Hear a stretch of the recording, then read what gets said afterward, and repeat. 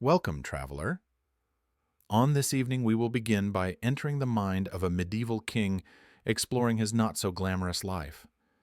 This story is filled with his thoughts, adversities, and unique point of view throughout his day. So, take a deep breath and let the modern world fade. Before we start, if you like the stories, leave a like and comment asking for different characters' point of view and subscribe for more. Let me know where you guys are listening from and what time it is for you. Now lay back and relax. Dim your lights, get comfortable, and enjoy the soothing story. Now enter the mind of a king. Imagine waking up not as yourself, but as King John Lackland in the year 1215. John reigned from 1199 to 1216. This was the year when the mounting pressure from his barons would reach its peak.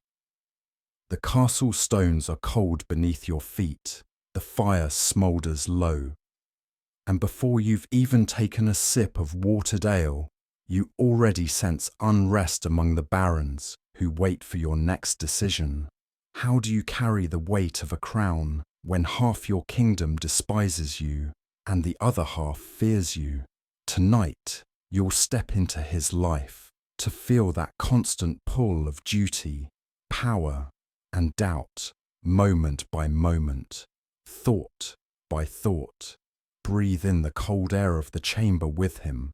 This will be quiet and close as the first sounds of morning begin to press in. What greets a king who isn't sure if his kingdom still obeys him?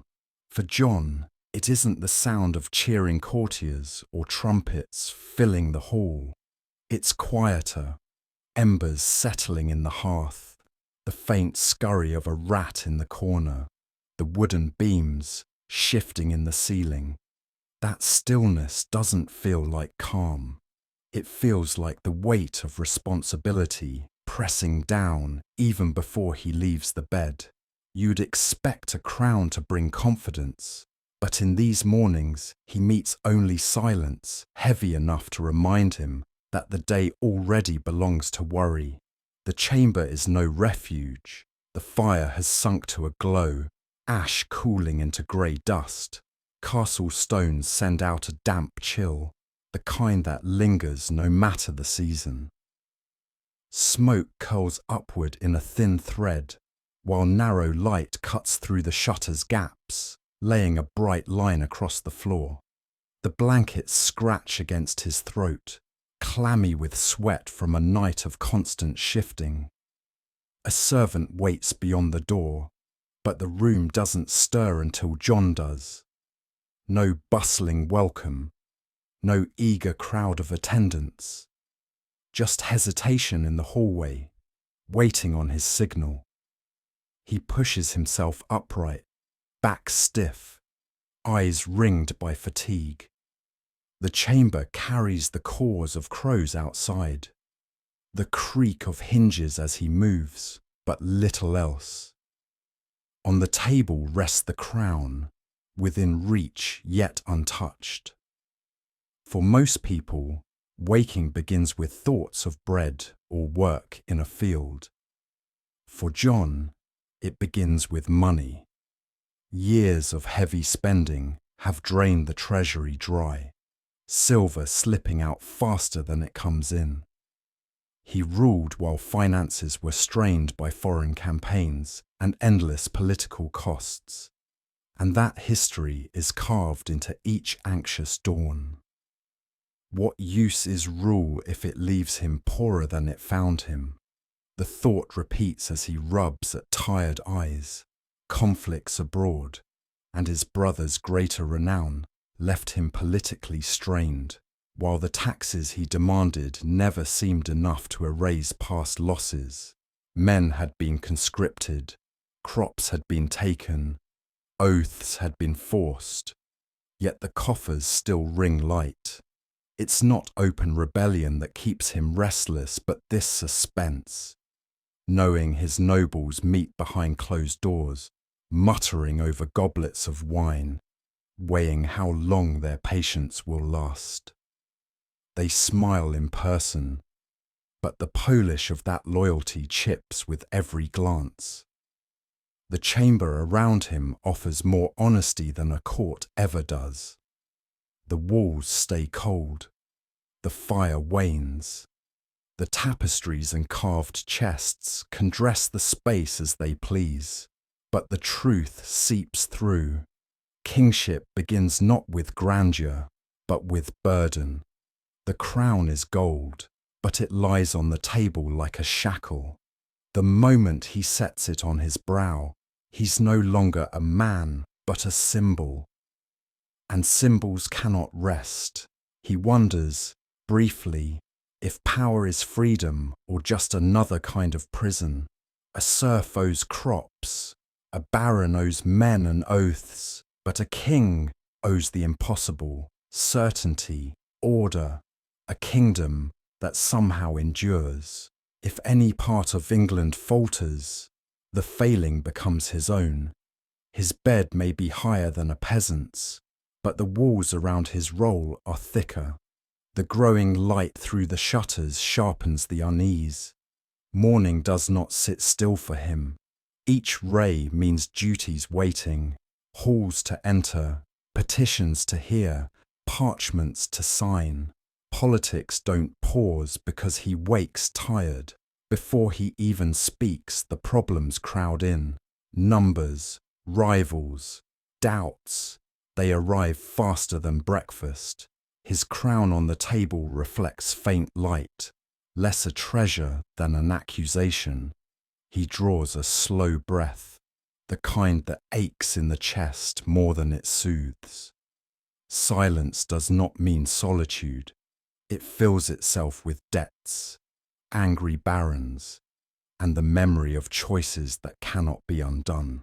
One path leads to another dispute, another tax, another conflict. The ashes fade in the hearth, yet the sense of unease only grows hotter. When the servant finally steps carefully inside, cloak laid across lowered arms, the quiet breaks just enough to remind him he isn't unseen. The man does not speak, only drapes the garment across his shoulders. Even here, every word or gesture must be measured. A simple morning routine is laced with tension because the smallest action ripples outward.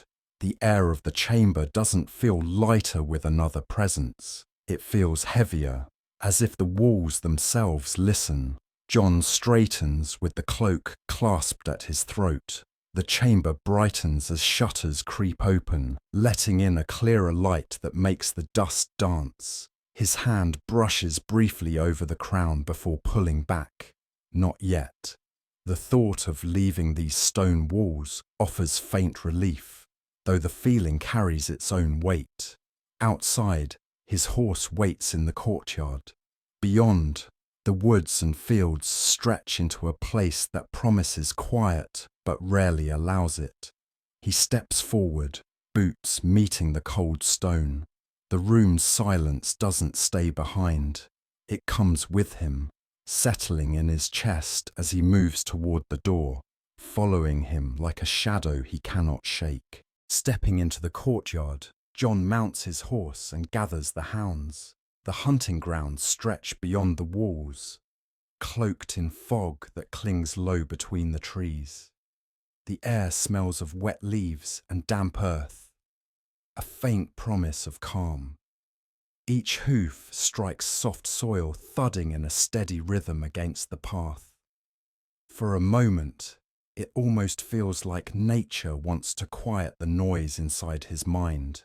The dogs shuffle in their leashes, paws scratching stone before settling into the woodland floor. Their impatience fills the silence with breath and snuffling, eager to chase. If an ordinary rider passed here, just another lord without a crown, the woods might grant peace. But John feels the weight of more than reins.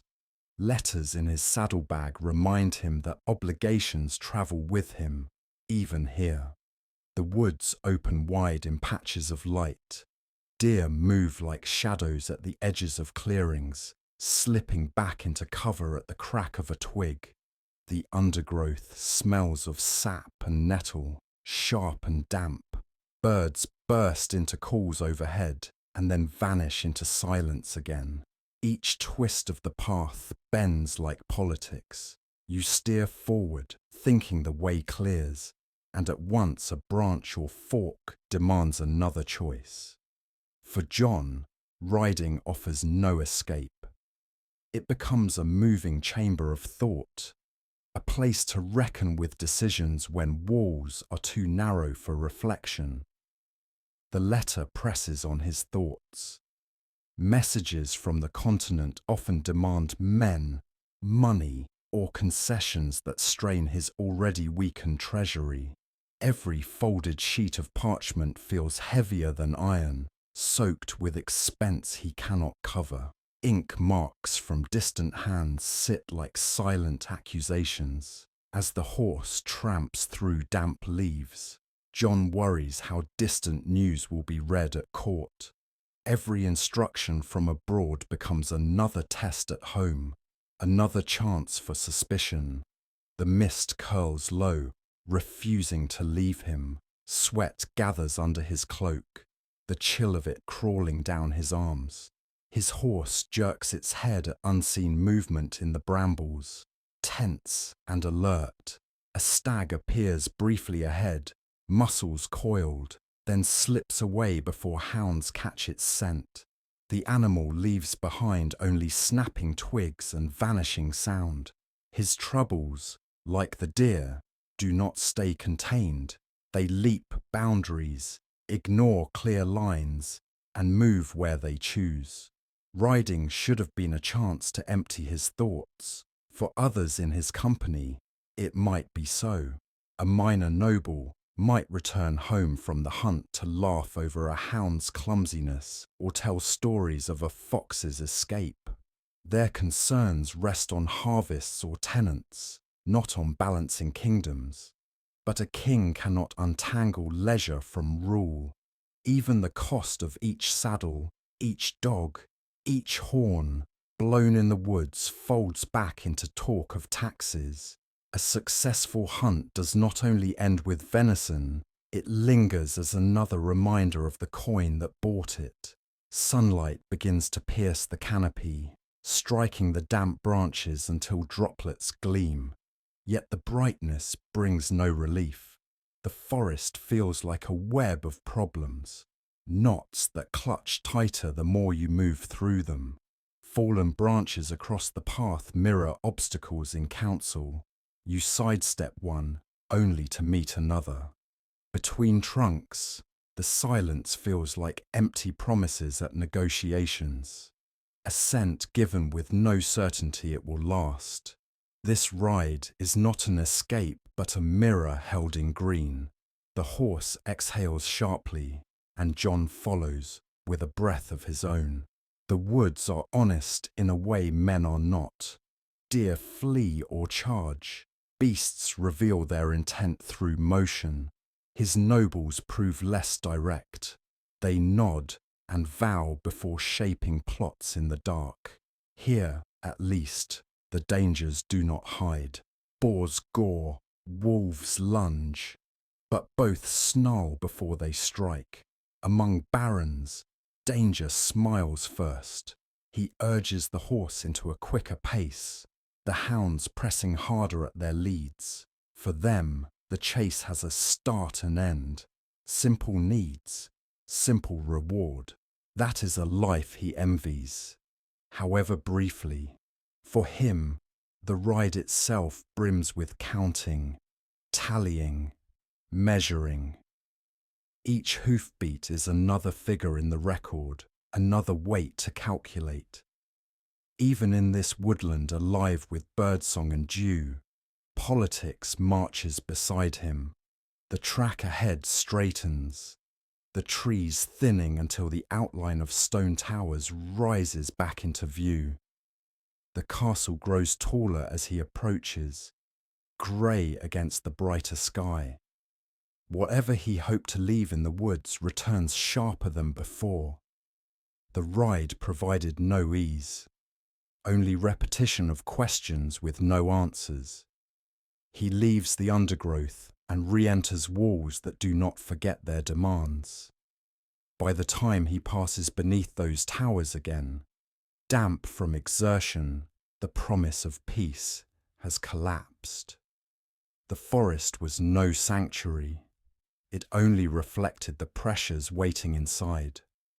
A body can ride for hours, but a crown rides with it, everywhere.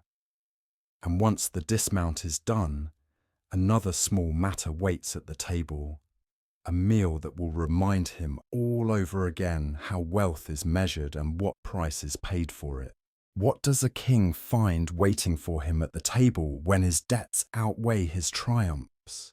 For John, the answer is not a splendid feast.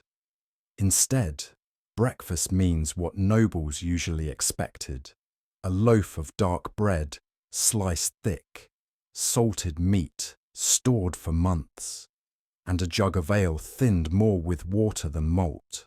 These are staples of noble life, simple, heavy foods meant to fill, not dazzle. There are no steaming pies stuffed with venison, no elaborate sauces simmering with exotic fish, just enough to count as respectable for a king, and still far more than most of his subjects could ever see. He breaks bread between his fingers, the crust coarse and uneven, chewing with effort.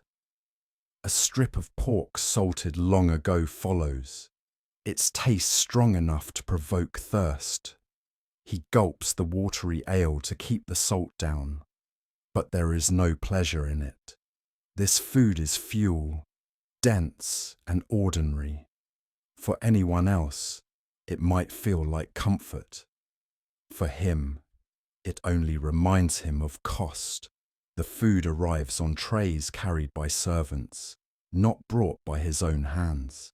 Bread and meat are set down with care, every knife and cup placed in silence. None of them meet his eyes, their gazes fixed to the floor, as if eye contact itself risks offense. They arrange, bow, then vanish back into the corridors. The hush they leave behind is sharp, broken only by the scrape of knife against wood. In that silence, he pictures how a simple labourer eats. Family squeezed onto a rough bench, sharing what little they have. Here, instead, he is alone, eating with his back straight in a hall designed to remind everyone of his rank. For nobles, the diet rarely changed. Bread to anchor every meal, meat dried or salted for storage, and ale safer than water. Quantity was the difference. Nobles ate more of what most people ate less of, with the occasional addition of costly flavourings meant to display wealth. Spices were rare, expensive and unmistakable markers of status. Pepper from distant ports, a trace of saffron turning mutton bright gold. John has tasted it all at past feasts, where nobles whispered behind his back that their coin paid for such indulgence. Every rare flavour carried with it not only richness, but suspicion. He sits before a window cut high into the stone wall, his meal meagre by royal comparison, yet filling enough. The bread leaves grit against his teeth from how it was ground. The ale is sour, thin, but safe to drink. The meat is tough but sustaining. Still, by ordinary standards, this spread is comfortable, far greater than the weak broth or boiled roots that might make up a peasant meal. He knows this. The difference does not make him proud. Instead, it deepens the feeling that each bite comes with a price he cannot ignore. The servants are gone, but he pictures their bent heads. Even their silence lingers, as if watching him eat. They wake before he does. They carry trays. They fetch water, and afterward they eat what little is left, if anything remains. His barons curse him openly for the coin he demands. The peasants curse quietly for the same reason. Both will speak of him while their own meals are laid thin by taxes and levies. Still, here he sits, eating because the throne offers no choice but to take what is provided. As he chews, the question stirs. Why should he deserve more than the men who laboured for this food, who risked hunger so the king might not know it? The salted meat is not only sustenance, it is a reminder. Wars had drained his coffers, forcing new levies on those already tired of giving. Campaigns in France meant money stacked higher than a harvest could replace. To demand coin was to invite resentment. That resentment now flavoured his very meal. Every swallow feels charged. He chews bread, but thinks of granaries emptied to fill chests. He drinks ale, but tastes the grain stripped from villages to supply the barrel. He eats alone, but in truth he dines with the accusations of those outside the hall. The fact gnaws at him. Food on his table is proof not of fortune, but of bonds that keep tightening. Breakfast strengthens his body, but not his sense of ease. His hunger fades, but the tension does not. Instead of lightness, he carries heaviness, one burden stacked atop another. He pushes back the plate at last, wiping his fingers on linen worked by hands he will never know. The room holds its silence. For a few breaths, he lets the stillness gather. The hall seems calm, yet it vibrates with expectations pressing in from beyond its doors. He knows the morning is not reserved for him alone. Soon, voices will rise inside these same walls, the voices of those who no longer whisper grievances behind his back, but bring them forward, demanding to be heard. And as he gathers himself to leave the table, the air shifts with the faint sense that this quiet is only the pause before another kind of noise. Petitions from the people arrive after the meal, when the long hall fills not with feasting but with voices. The sound is steady, carried by the slap of worn boots on stone as peasants file inside. The air smells of damp earth still clinging to their clothes, and each step echoes up into the rafters. They stand before the throne's raised platform, caps gripped tight in work-roughened hands, faces set in lines carved by fieldwork and poor harvests. Their words are plain: hunger, levies, and burdens that strip their homes bare. This is not rebellion in flames, but grievances spoken aloud where power sits listening. The chamber is a weight of sound and smell, never still. Candles gutter against the draught, dripping wax that cross the floor. Scribes bend over parchment at one side of the room, quills scratching to capture each plea in neat columns. The peasants speak carefully, haltingly, their breaths heavy from the long walk inside. A farmer tells how levies for soldiers pulled hands from his field until nothing grew worth reaping. Another describes collectors who arrive harsher than any storm, demanding grain no household can spare. On either wall, servants hover motionless, waiting for directions that will keep the setting from spiraling into sudden anger. The voices carry forward, each one turned into record, but every sentence falls hard against the hall's cold stones. John listens, his chin lifted, but his posture still.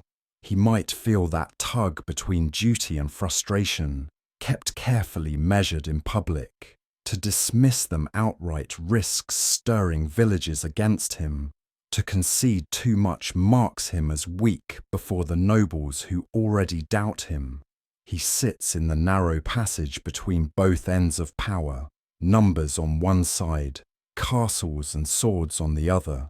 The chamber soaks in the strain as much as any building can hold. These kinds of grievances were the same strain that, in time, would push barons toward written demands in 1215.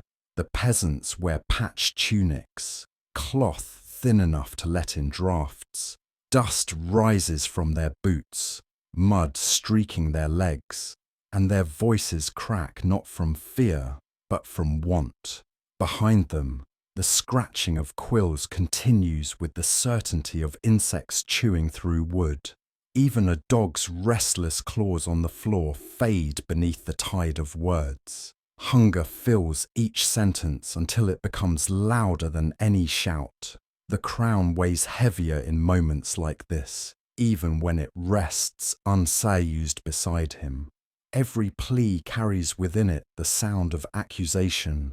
The king did not shield them from taxes. The king did not protect the food in their storehouses. The king eats while villages scrape by. None say it openly, but the meaning leaks through every phrase. Guards by the door shift on their feet, restless, palms brushing spear shafts as though braced for command. His silence stretches long enough that the chamber feels caught between patience and punishment. He leans forward at last, giving words the form of balance. Thank them for duty. Acknowledge burdens shared. Promise review by royal stewards in due course. The sentences are neat, crafted to soothe without binding.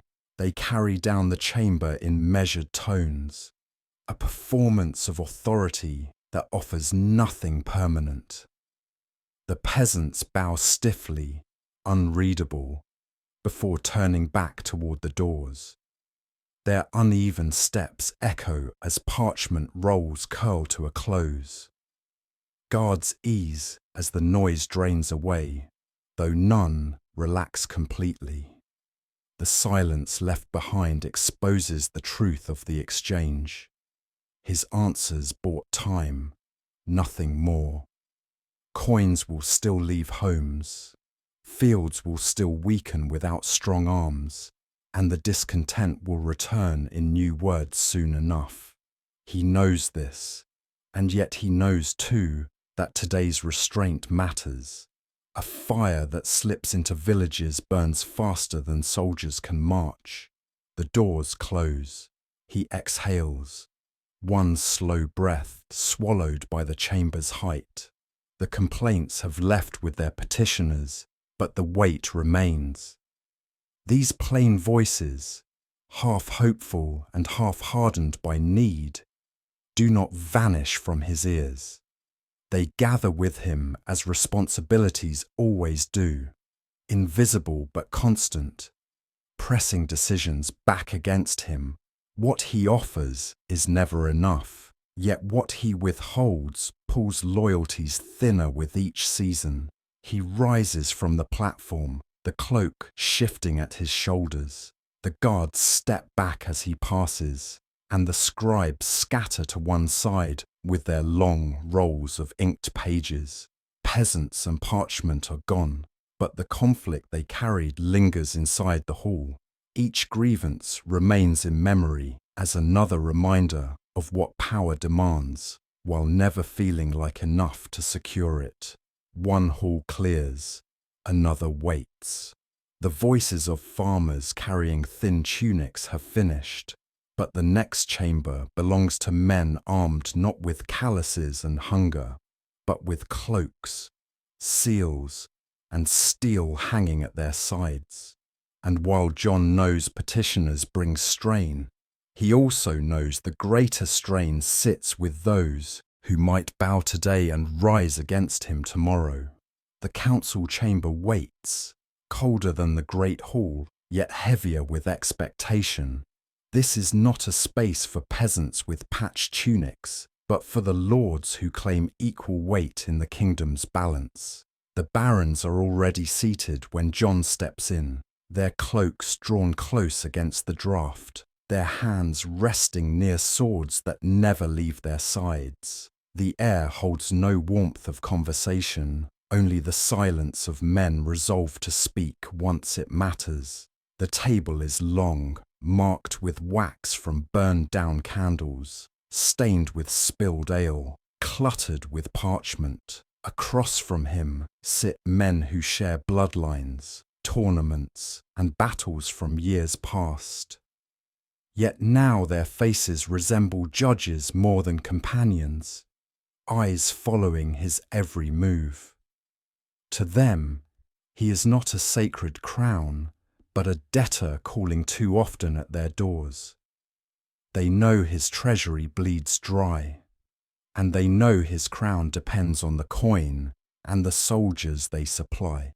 Their bows are shallow, their silence sharp. It weighs heavier than outright accusation. The demands come quickly, one after another, plain as hammer strikes. Less taxation, relief for their tenants who strain under levies, guarantees in ink to bind future kings as much as this one. They press for charters, not casual promises, but written guarantees and limits to royal authority. It unsettles him because such requests mark a turning point. Once written, those demands cannot be brushed aside with passing words. They are, in essence, a blueprint for something larger, something history will one day fix to his name. Their words expose more than grievances. Beneath each statement clings the knowledge that their patience thins. War in France has drained coffers, and every campaign seems to bring costs without reward. They say fields lie untended with too many serfs conscripted, that barns empty, while tax collectors demand more. But what presses sharpest is not the complaints themselves. It is the tone, the certainty, as though they speak in one voice. He can sense agreements and shared frustrations beginning to coalesce beyond this room, even if nothing is yet written. You can imagine the weight of that scene. One man sits at the head of the table, taller chair, crown laid nearby, guards at the door, yet the numbers turn against him. Dozens of eyes fixed in defiance can bend the balance of the hall. The show of hierarchy is still there. But in practice, the roles slip. When their tone softens, he looks like king. When their tone hardens, he feels closer to captive. The chamber tightens as the discussion stretches on. Their words overlap. Rights, grievances, obligations. The tension is like heavy armor locked too tight across his chest, refusing him air. He forces himself to sit still, to meet their eyes, though his palms itch to crush the table's edge until the wood splinters.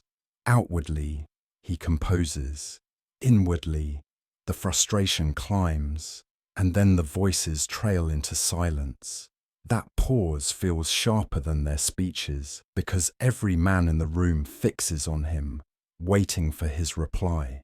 His answer cannot give away too much, so he chooses balance. Phrases shaped to sound dutiful, calm, almost magnanimous.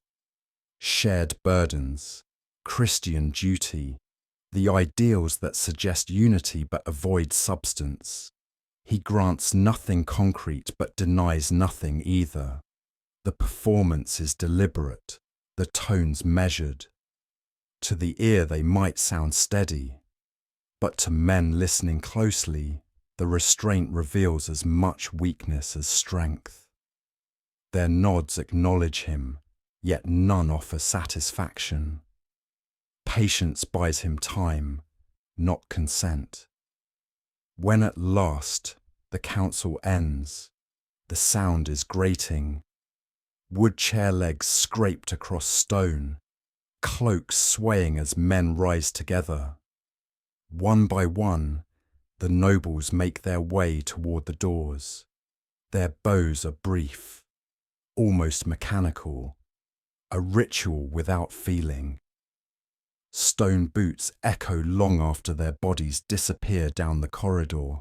Each step a reminder that unity exists among them, even when dissent defines their words. The chamber empties, but it does not grow lighter. Guards stand stiff at the sides, unmoved even now. Even they must know these departures do not signal loyalty fulfilled, only tension held back until opportunity strikes. For a moment, John remains still, fingers pressed to the grain of the table, knuckles pale. He hears only the drip of wax hardening on the table, thick with tallow. The scribes depart, leaving neat stacks of parchment filled with records that mean little compared to the unease left behind. What lingers is the sense of balance stretched too thin. He has yielded nothing outright, and for that he clings to the idea of authority preserved. Yet his restraint offers them reason enough to doubt him further. That, he knows, may spread faster than trust. Already, he imagines how those men will phrase this meeting when they return to their halls. To some, they will say the king is defiant to the point of foolishness. To others, that he is strained, vulnerable, waiting to break. Either way, his authority shrinks in retelling. At last he rises, the silence hitting harder than any argument. His cloak drags at his shoulders, heavier than when he entered. The council is done, but there is no peace offered at its conclusion. The anger has no place to move. It coils tight in his chest as he leaves the chamber behind him with slow steps. And though the room lies empty now, its shadows seem to follow him into the corridors beyond. This day should end at a table of food, but the question presses in. How long until the next voice, the next push, the next burden he cannot ignore? For a king whose crown feels less certain each hour, it will not take long before another knock breaks the fragile quiet. What arrives next will press even harder than these men seated around a table. It begins with the sound of hooves striking stone. You are in your chamber, half thinking the evening might finally ease, when iron shoes hammer against the courtyard, sharp and hurried. They skid slightly on damp cobbles, a rhythm too quick to be routine. A king notices such changes. Panic always carries its own tone. By the time the rider pulls his horse to a halt, breath hard in the courtyard below, you know this is no ordinary return. The door opens faster than custom allows.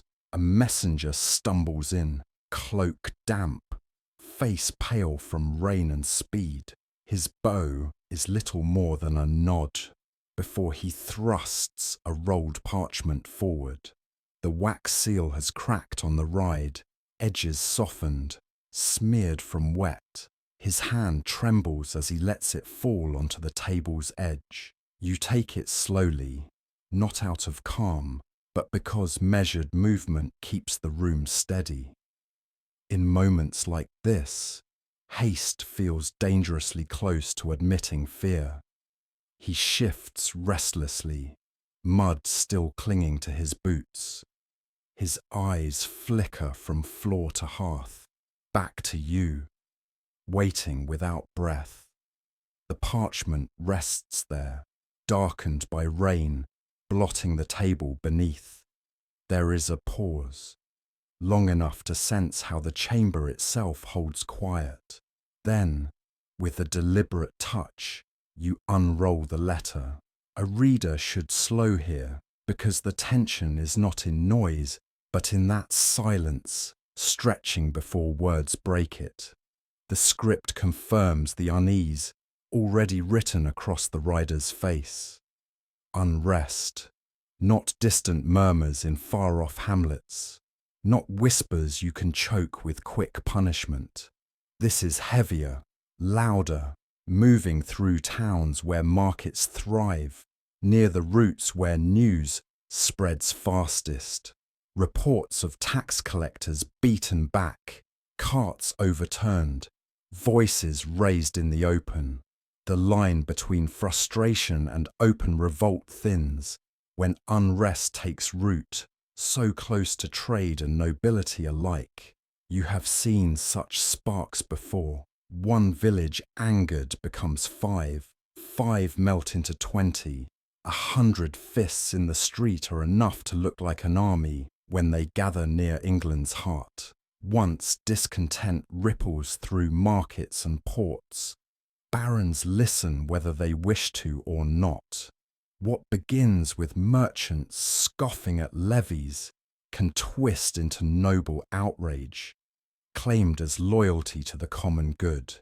This parchment may record only numbers, places, damage, but to you it reads like warning, louder than the messenger's shaking breath. The chamber feels closer now, its walls pressing inward. Stone protects, but stone also traps. The fire still cracks, yet a colder weight brushes into the air. Your mind turns quickly to command. If soldiers march into these crowds, boots and steel will crush the noise. For a moment. But blood near trade routes and larger towns travels in rumour faster than any rider. Anger multiplies when it can claim grief. If you wait, if you ignore it, the silence is worse. People will say the king gives no answer. And a king who does not answer is one already judged unfit. Acting too harshly risks wider anger. Doing nothing risks the crown's authority. There lies the blunt truth. Your chest tightens under that choice. This is the edge of rule, where every option cuts on both sides. Success has no place here, only degrees of loss. You glance at the parchment, blotched from rain, but legible enough to weigh like stone. It is not only ink you see, it is cracks, widening lines across a wall that already leans. The words are meant as news, but what you read between them is premonition. The messenger lingers awkwardly, shifting weight, his body spent from the ride. His cloak drips onto the floor, his stance fragile. To him, this letter is burden enough. Delivering it was duty. To you, it becomes more than words. It is another link in a chain tightening daily. A rider never arrives at this pace with joy, clutched in his hands. Parchment carried this way always signals yet another demand, another stone placed on your shoulders. You can imagine how past rulers might have faced this, perhaps with force, perhaps with a gift to markets, perhaps with a promise they never kept. But their solutions now exist, already written in history. Yours are unwritten, hovering, waiting for others to mark down. Every moment of hesitation risks being judged as weakness, each decision judged as cruelty. That is how unstable crowns fall, not from a single blow, but from accusations multiplied across seasons. Your appetite leaves you quickly. Whatever meat or wine waits beyond that door sits tasteless in your mind. Roasted dishes only sink heavy into the body when thought already weighs the stomach shut. Supper will not be nourishment tonight. It will be a hollow ritual performed because custom allows no avoidance. Even before you rise, you know each crumb of bread will carry these words with it. Taste itself has gone flat. The messenger bows once more, sharper this time, eager to vanish back into the corridors. You do not hold him further. A simple gesture dismisses him, and the sound of the closing door swallows his heavy steps. For a long breath, only the fire remains, cracking softly. You stare at the crown beside the scroll, both symbols of power, and both instruments pulling against you. One shines, the other stains, yet their weight falls evenly, dragging forward the same question. As you straighten, the chamber offers no relief. The parchment stays spread wide, its dark letters staring up as if to remind you that every rebellion begins as ink before fire. The logs pop in the hearth, but even the warmth they give feels sharper than soothing. Choices circle you. Beating back rest the way hooves had struck stone in the courtyard. The hunger in you now feels less of the body, more of the spirit. Something no loaf or cut of pork can ease. You leave the room for supper, not in hope of comfort, but because duty drags you to the table regardless. And there you will face another kind of silence, one served not by messengers, but by food that cannot close the emptiness left behind. What does it mean to eat as a king, alone at a table too long for one man? The hall is set in the manner of ritual. Boards running forward, scarred with years of knife cuts, the surface crowded with food, as if many were expected. Yet only he sits there, at the far head, dwarfed by the distance. Torches cling weakly to stone walls, shadows jumping more vividly than the man they surround. On silver platters sit roasted pork, turnips softened in broth, and a jug of wine that waits for a companion who never comes. A servant places bread beside him, freshly baked, steam still curling from the crust. The smell of yeast mixes with the heavier scent of roasted fat. He bows low, then withdraws without a word, boots falling quieter with each step until the side door shuts. No one lingers in this space unless required. The king eats, others wait. That is the unspoken rule. He lifts a goblet, swallows red wine heavy and sweet, then sets it down with a trace of weariness. In a hall of this size, you expect conversation, laughter darting between rafters, stories rising above the scrape of cutlery. Instead, only the scrape of knives against metal echoes back. Each slice punctuates silence. Each swallow lands heavier than the last. The bread is soft, the meat rich, but richness has no taste when there is nobody to share it. With peasants, even the thinnest broth is stretched by jokes and chatter. Here, in solitude, every bite slows under the weight of absence. Loneliness seasons more strongly than salt. Other nobles rarely ate this way. Great houses dined communally, families and retainers anchoring meals with company as much as with food. Ritual cemented bonds. Feasting was political performance as much as sustenance. But kings chose differently. Privacy at meals was a common precaution. Distance protected the king as much as it isolated him. To host banquets in public displayed prosperity and order. Yet, when the banners lowered and the hall emptied, the protective answer was often this: a table spread wide and guarded, but stripped of real company. A small platter of figs rests near his hand, sweet fruit hauled across long roads, guarded as closely as coin. They gleam beside silver, tasting of summer even on a cold stone evening. He does not reach for them at once, staring instead at their cost. Every fig meant levy, tax, grumbling voices from village to manor. Nobles scorned the expense, peasants cursed it, and here the fruit sits, untouched. Even luxury feels like isolation, present but never warm. The firelight makes banners flicker against the walls, but none of it softens silence the way a single conversation might. The meat cuts cleanly under his knife, steam curling from the plate. Piece after piece passes without much thought, each bite tasting like the salted pork of morning. Hunger fades quickly, but the emptiness in his chest stays.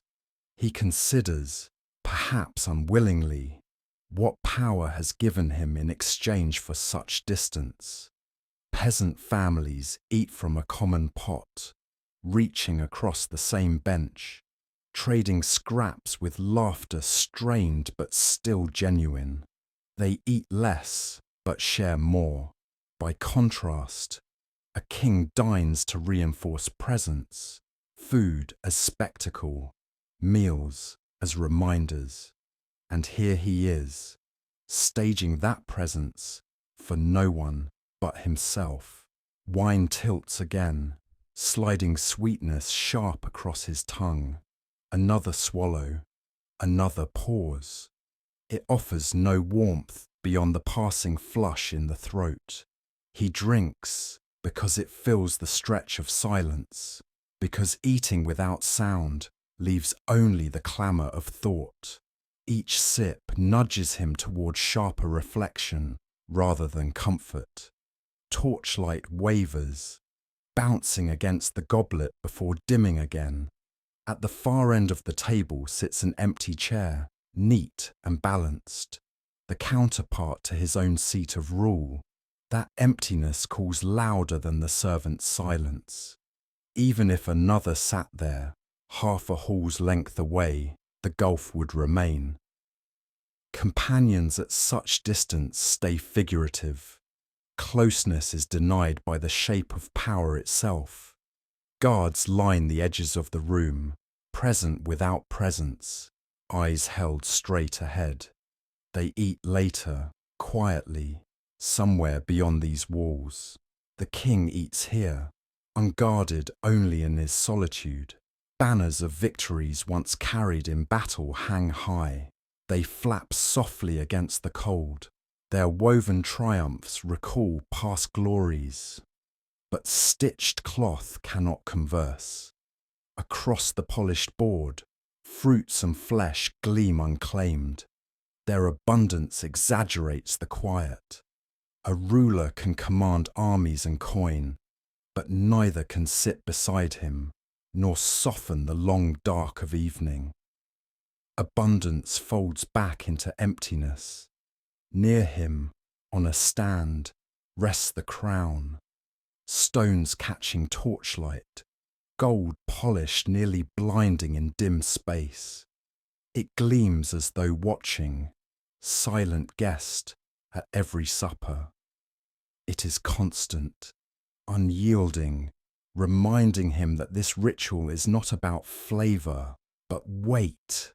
A table meant for dozens reduced to one is still spectacle, but against bare silence, it feels like shadow play staged for nothing but duty. He cuts the meal down until meat lies stripped to bone, bread crusts gone cold, wine jug turned light. Servants slip back in, gathering remains with practiced care. No words pass. Platters vanish beyond doors as quickly as they were laid, leaving the hall as it began, silent, massive, stretching long with no voices to fill it. The king lingers, posture straight, his breath slow as the quiet presses closer. He eats slowly, measured, as if waiting for sound that never arrives. The emptiness does not sting in one moment. It seeps across hours, gathering like smoke along the ceiling. To stand is to carry that same silence out the door. And when the meal is over, what remains is not satisfaction, but thought heavy with the day already endured and the longer night still coming. What stays with him is not the taste of figs or pork, not the sweetness of heavy wine, but the closeness of silence that resists every attempt to fill it. As he steps from the hall, the weight of the crown gleams at his back, and the questions it carries begin to move forward again. Questions that do not close when the eating ends. Questions that wait for him through the long stretch of the night. When the chamber finally quiets and no one remains, what fills a king's thoughts? It isn't triumph. It isn't pride in towers raised or banners flown. What lingers are the questions that refuse to leave once the hall is empty. A few candles gutter against stone, their circles of light too small for such a vast space. Shadows climb the tapestries, leaving the crown on the table as the only object sharp in sight. A narrow band of gold, lying on its side, glimmering faintly. He rests his hands together, pressing tightly enough to still their tremor. His mind turns circles. Peasants stumbling into the hall with calloused hands. Barons seated in unyielding silence. A letter demanding coin in softened script. A rider gasping in the doorway with warnings of unrest. By night, these images return heavier, more vivid. In daylight, there is a role to perform, measured answers, practiced words. At night, there is no stage, only the weight he cannot set down. The wax from one candle runs crooked down its side, cooling too quickly into ridges. Its faint scent mixes with smoke that clings against the stones. A passing draught makes the flames stretch and lean, shadows lengthening until they crawl across old victories stitched into cloth. His ancestors stand frozen there, blades lifted high in thread, triumphant in battles long since past. He wonders if his image will ever hang beside them, or if memory will capture him in harsher ways, through ink that condemns, through words etched into documents meant to restrain him long after his death. Others before him knew this same silence, though their chronicles tried to mask it. Power always carried distance. Some kings pushed back with severity, ruling by fear until even their allies trembled. Others drowned themselves in constant ritual, using ceremony to block out the dark. He looks at the crown, tilted on the table like a fallen loop of bright iron, and asks which path he follows.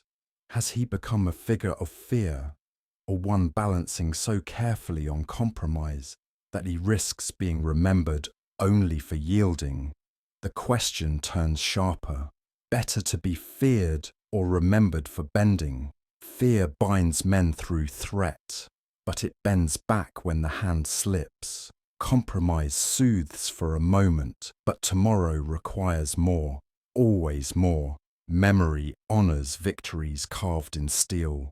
It seldom honors small concessions inked in council. He cannot answer which endures longer. What he knows is that tomorrow the question will return. It always does. The crown catches his gaze again, glittering with a shifting flame. Every gem sparks briefly, but only under the fire's mercy. He thinks of how others desire what he wears, how nobles scheme to cut its reach while peasants imagine its promise. To him, it binds tighter than any chain, privilege in the eyes of others, confinement in his own. The table grows colder as the flames shrink lower, and an exhale escapes from him that feels nearer to defeat than to rest. Thoughts of legacy press in. Will stories recall only the debts, the failed campaigns, the charters whispered into being by barons tired of his command? Will his rule be reduced to a single page of demands that shackled not only him but kings thereafter? He cannot know the lines future voices will write, only sense that history will give this strain a name, one born of this tension with those who seek to bind him. That inevitability brushes against him harder than any immediate hunger, filling the night with dread. Silence brings its own noise. It drips in slowly, more cutting than argument, because in the stillness every doubt repeats louder. Across the table lie rolls of parchment waiting for signature. For a moment he considers fire, as if flame could erase duty, but tomorrow new rolls would arrive, and the cycle would only continue. Paper carries demands no blaze can consume. The candle shortens, the flame bowing low, the crown still gleams. Last scrap of gold pulling the eye as the hall darkens. His shoulders sag, knowing the pattern cannot be broken. Petitions, demands, unrest, decisions without end. Kingship wears itself into loneliness, duty lit by doubt. Sleep will not grant release. It never does. What waits are more voices, more choices, heavy enough to fracture stone. The certainty presses clear. Nobles will not rest. Dissent will not rest. Even at silence's deepest point, power refuses rest. He feels the truth as the chamber overtakes him with shadow. Kingship does not pause, even in darkness. He sits with the crown and the quiet.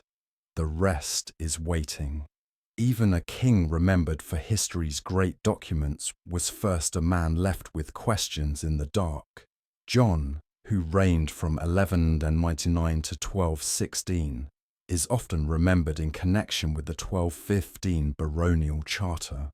The crown gave him command, but it also set him apart, sharpening doubt into something heavier than steel. Behind castle walls lay not victory, but worries about loyalty, hunger, and the shape of his legacy. Power, seen from afar, looks steady. Up close, it frays into fear stitched into ritual. If this quiet hour in a king's life eased your curiosity, rest easy now. If you found this calm journey useful, consider subscribing for more soothing histories. Picture the last candle guttering low, the hall settling into silence, the castle breathing out into night.